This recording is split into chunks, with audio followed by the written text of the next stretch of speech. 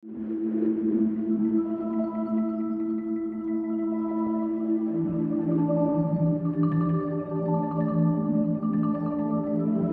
papel kung saan nakalimbag ang maraming pangalan.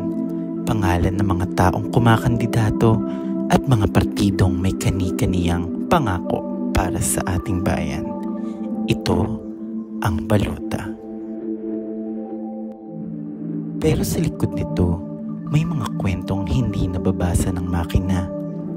May mga panalangin na naghihintay matugunan. May mga daing na hindi pa naaaksyonan. At may mga pag-asa na pinapangarap na sana'y hindi mauwi sa wala. Noong May 12, 2025, national and local elections, daan-daang libong balota ang pinilang sa bawat lungsod ng Pilipinas. Daan-daang libong Pilipino ang pumila para bilugan ang pangalan ng mga kandidatong kanilang napupusuan. Bawat isa may ipinasok sa machine na balota at bawat isa may hinaing na gustong kumawala.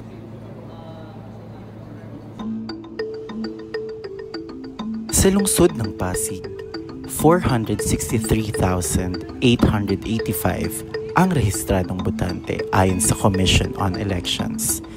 Ngunit sa mga ito, 386,057 lamang ang aktwal na bumoto. Ibig sabihin, mahigit 77% ang voter turnout. Ang numerong ito ay hindi lamang statistics. Ito ay salamin ng kumpiyansa at pag-asa ng mamamayang Pasigueño. Ang Pasig City ay isang lungsod na kilala ngayon sa pagsisikap na baguhin ang mukha ng gobyerno. Isang gobyernong tapat at mahusay na naglilingkod para sa mga residente nito. Isang lungsod kung saan ang bawat sulok ay saksi sa pagbabago. Pinubuo ng 30 barangay ang Pasig City. Isa ang barangay Malinaw dito. Sa datos mula sa COMELEC, kabuuang 4,701 ang rehistradong botante dito noong halalang 2025. Sa mga ito, 3,898 lamang ang aktwal na bumoto. Katumbas nito ang higit 82.9% voter turnout at isa ito sa pinakamataas sa lungsod. Ang bilang na ito ay patunay na malinaw ang demokrasya sa Barangay Malinaw. Tapos na ang halalan sa Barangay Malinaw. Ngunit nananatili ang pinakamahalagang bahagi nito, ang mga botante, ang mga residente ng barangay. Sa likod ng balota, sila ang laman. Hindi pangalan nila ang nakalimbag, pero boses nila ang tunay na tanyag. Ang kanilang pamumuhay ang tunay na barometro ng pangangailangan ng bayan. At para sa kanila, ang balota ay hindi lamang instrumento ng pagpili ng susunod na mga lider. Ito ay pagtaya sa kinabukasang kanilang pagsusumikapang hubugin araw-araw. Ang bawat shade na kanilang iginuhit sa balota ay matagal na pinag-isipan at may kaakibat na mabigat na pagpapasya. May mga pamilya ng kandidatong hindi kilala ng karamihan, pero kilala ng kanilang konsensya. Mayroon ding mga pumili pa rin ng dating leader dahil sa konkretong nagawa, sa mga proyekto nito, at sa presensya sa barangay. Ilang taon na po kayong naninirahan dito sa barangay? Almost 14 years na. 28 years. Magti-15 years na rin ako rito. Simula pagkabata, dito na po ako lumaki. More than 15 years na. 39 years. Dito ka na. 25 years. Magit natin 20 years. 1970. 55. Sino po kaya yung mga binoto nyo? Mayor pa rin po, si Vico Soto po. Si Pico. Siyempre, yung mayor namin yun. Si Pico po. Si Mayor Pico. Ang binoto si Sara. Si Sara. Sara. Pico. Yung kalaban mo yung Sara. Sa Vice Mayor po. Straight meeting ng Pasig. Si Dudut Jawar. Straight. Straight Giting. Vice Mayor to doon. Si Dudut. Lodan Flowers. Si Iyo, Karen. Ngayon, Carolito. Jaworski, si Dodot.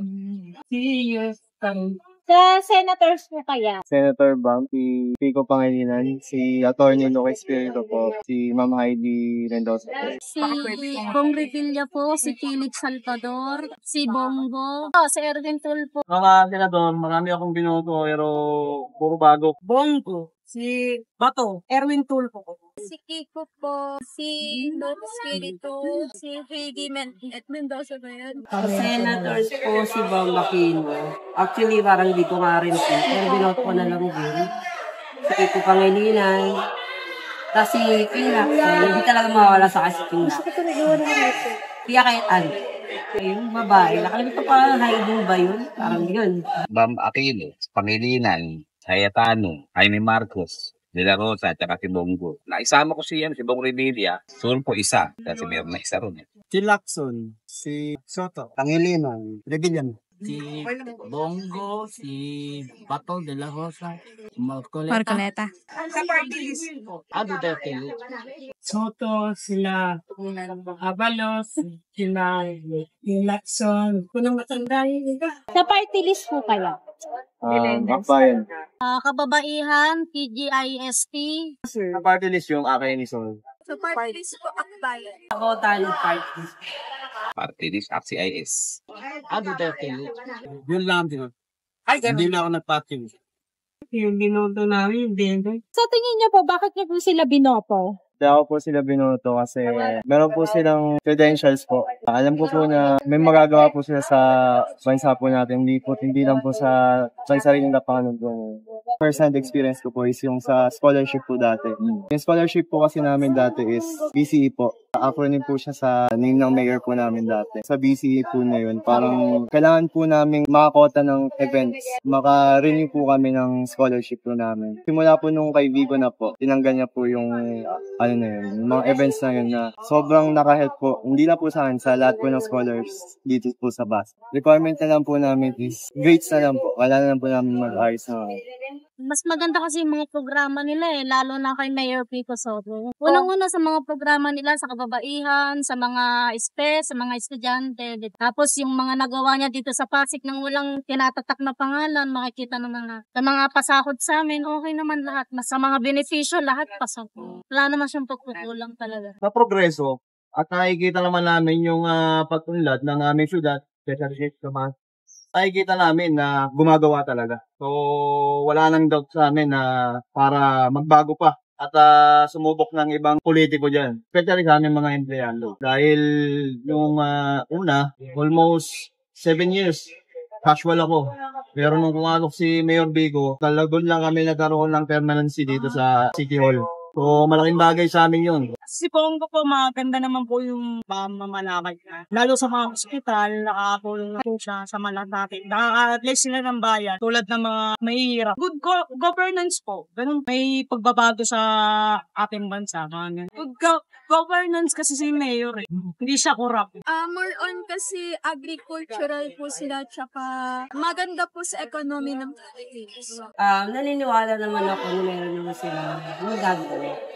Sabi natin, kung bago naman sila sa politika, baka meron silang mas magandang pigila. Hindi naman siyempre, di ba? Tingin ko, mas okay sila kung sila ang mananalo. Hindi ko naman sinasabing hindi okay yung mga nakapwesto, no? Pero mas nakukulangan kasi ako sa dati. For Siguro example, bigla natin kami, pagkakataon tong iba. Oo. Paano niyo po na nakukulangan po kayo? So yung siguro sa environment parang dugyot. Kasi malaki nung naitulong na yun, yung administrasyon niya, lalo na yung pandemic, hindi nanggutom ang Pilipino.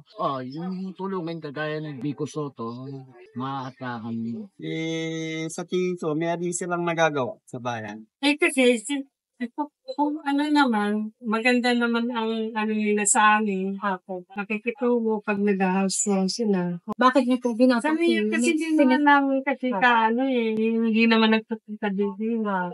Ano po ang naging batayan niyo sa pagpili ng kandidato? Credentials po nila and yung mga nagawa rin po nila sa, di ba yung iba po na boto ko is mga re-elect din po sa Senado. Ayan. Siguro sa mga programa na lang po nila, sa mga napatunayan nila, sa mga nakikita namin ngayon, sa ginagawa sa Pasig.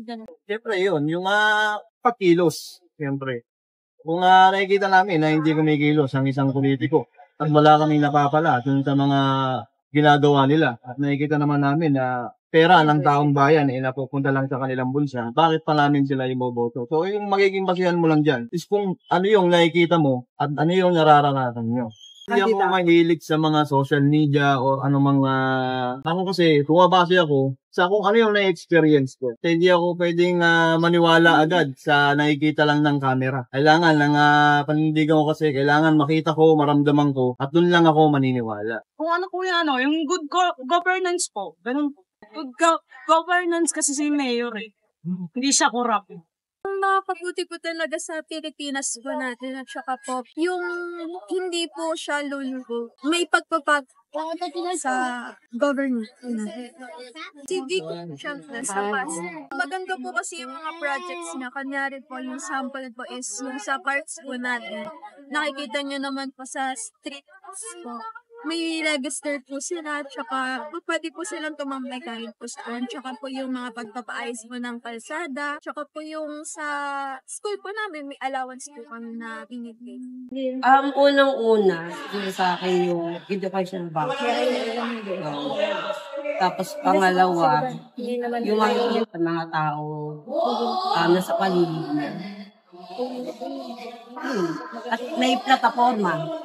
Kasi mayroon naman kung wala akong plataforma. Sa pagpili ng kandidato, hindi ko naman sila ganong kilala, pero siguro yung track record nila kasi nanonood din ako sa mga YouTube. Yung kasi na nagpapatating ko, siguro yung track record nila, tsaka pasyo doon sa kwento rin. Yung napanood naman natin sa TV na karapat-dapat, sila pwede manungkula. Kasi gusto ko mabago. Bago. Kasi binito na naman namin nakaraan yun siya. Gusto namin bago naman. Saan naman po kayo kumuha ng impormasyon tungkol sa mga kandidato? Mostly po sa Google po talaga. Yung iba po, lalo po dito sa local, may mga binibigay rin pong mga pamaypay. May pamaypay po na binibigay. Tapos andun po lahat ng mga nagawa na. Sa national naman po, madami pong mga interviews ng mga senatorial candidates natin. Katulad na lang po sa harapan po ba yun sa ABS. Minanood ko rin po yun. Kung ano po yung vision nila and mga gusto pong gawin pag nanalo po sila sa Senator. Yung sa Facebook, sa mga posts na niya, mga programa na pinapatupad niya. Yun. I think yung mga website na may kinalaman sa siyempre yung Google, makikita mo na lahat ng sources dyan na pwede mong pasahin, pag-aralan, doon mo malalaman ano yung magiging vision mo para maiboto mo yung isang kandidato. May mga Facebook, mga ganun. Sa mga social media na platform.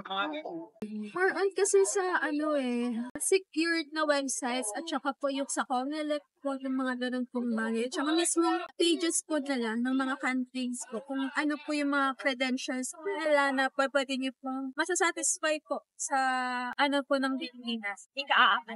Credible source according sa mga tao na sa paligid ng mga kandidato. Lalo sa mga katrabaho nila, nakakatrabaho nila. Kasi doon ka lang makakita kuha ng mga informasyon at saka yung mga inilalatay ka. Hindi ka tulad doon sa labas. Kumbaga, ang nakakilala nito sa mga kandidato, yung mga nagtatrabaho sa kanya. Nababalitaan ko sa kanila, sa mga nakakausap ko rin, sa lando sa cellphone. Sa social media. Yan. Sa TV. Sa radyo. Yung mga kilalang mga broadcaster dyan. 24 oras yan. Nanonood kasi ako niyan. Sa frontline Pilipinas. Kaya meron din sila siguro naiambag sa pagpili ko ng mga kandidato. Saan po ninyo kinuha yung mga impormasyon tungkol sa kandidato? Sarili ko lang. Napanood niyo sa lansangan, hindi. Sa TV lang. Wala akong nakikita sa lansangan sa kanila. Sa panahong madali na lamang ang access sa iba't ibang uri ng impormasyon, saan nga ba humuhugot ng pasya ang isang botante? Para sa ilan, radyo pa rin ang sandigan. may mga botanteng almusal pa rin sa umaga ang mainit na kape kasama ang kanilang diaryo na nagsisilbing batayan sa pagpili. Sa telebisyon naman, namumulat ang marami. At sa mundo ng social media, may bagong entablado ang kampanya. May mga kandidatong kilala lang sa likes pero dahil sa relatable content, nagkakaroon ng saysay sa puso ng botante.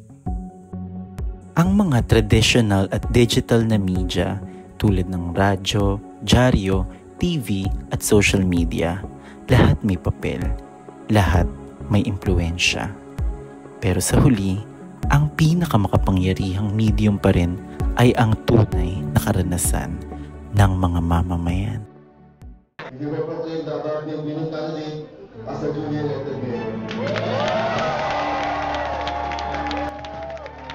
Sa lungsod ng Pasig, muling nagtiwala ang mga tao sa dating mayor na si Vico Sotto na tumanggap ng 351,392 votes. Kasama niya si Mayor Dodot Jaworski na nagtala naman ng 290,237 votes. Sa Senado, pumambor ang mga Pasigueño sa mga kandidatong may malinaw na advokasya para sa edukasyon, pagkain, kalusugan, kabuhayan at reforma sa gobyerno. Sila nga ay sina Bam Aquino, Kiko Pangilinan, Bongo, Tito Sotto at Ping Lacson. At sa party list naman, naunguna ang Akbayan na may 61,025 na votes. Sa Barangay Malinaw naman, maliit ang bilang, ngunit hindi maliit ang mensahe.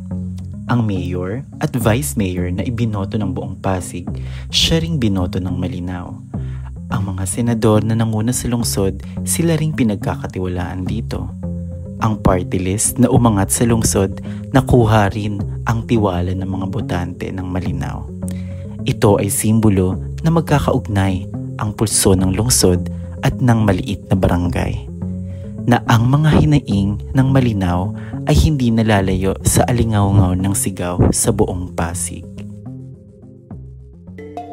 Masasalamin sa resulta ng eleksyon sa lungsod ng Pasig at sa Barangay Malinaw ang ilang mga pag-aaral. Sa isang pag-aaral ng Ombudsman Psychological Study on Voting Behavior, lumitaw na mas pinipili pa rin ng karamihan ang mga kandidatong may napatunayan na may malinaw na track record at may integridad kaysa sa mga kilala lamang sa kasikatan. Sa panahon ng social media, lumawak na rin ang digital reach ng mga kandidato. Ayon sa mga pananaliksik sa digital political communication, tumaas ng husto ang presensya ng mga kampanya online, lalo na sa mga urban areas gaya ng Pasig, kung saan mabilis na makakaabot ang mensahe ng mga kandidato sa mga kabataan at mga profesional. Ngunit sa kabila ng digital, nananatiling buhay ang impluwensya ng tradisyonal na media. Sa mga komunidad at mga senior citizen, ang impormasyon ay nanggagaling pa rin sa radyo at dyaryo, isang bagay na matagal nang napatunayan sa mga obserbasyon ng mga election studies sa grassroots level. Isang araw lamang sa kalendaryo ang halalan, pero habang buhay ang epekto nito sa araw-araw nating pamumuhay at sa ating bayan. Ang boto ay hindi lang pagpili. Ito ay paglalantad ng paniniwala, pagtaya sa pag-asa, at pananagutan sa kinabukasan. Sa isang simpleng shade ng bilog, may bigat ng pangarap at pangambang magkabigkis. Ang papel na minsang hawak ng botante, ngayon ay hawak na ng mga nahalal. Ngunit ang tanong, hawak pa rin ba nila ang tiwala ng taong nagligay sa kanila roon? Sa bawat ngiting umaasa, sa bawat matang nagmamasid, naroon ang tunay na resulta ng halalan, hindi lang sa boto, kundi sa buhay. Hindi nila mapipili yung boto namin. Gawin lang nila yung tama nilang gawin, nasa tama, maayos. At gawin niyo po para sa bayan at hindi po para sa pansarili. Magkaroon po ng kamalayan ang bawat Pilipino po sa nangyayari sa buong bansa. Kasi ang bayan na may disiplina, bayang maunlad. Dahil ikaw, sa sarili mo bilang isang tao, kung magsisikap ka, yung gusto mong marating, mararating mo, nang hindi ka humihingi ng tulong sa kahit sinong politiko dyan. Dahil ang maling boto mo ay pwedeng maging sanhi ng pagkabagsak ng pamilya mo at ng sarili nyo. Dahil ang kwento sa likod ng balota, hindi patapos.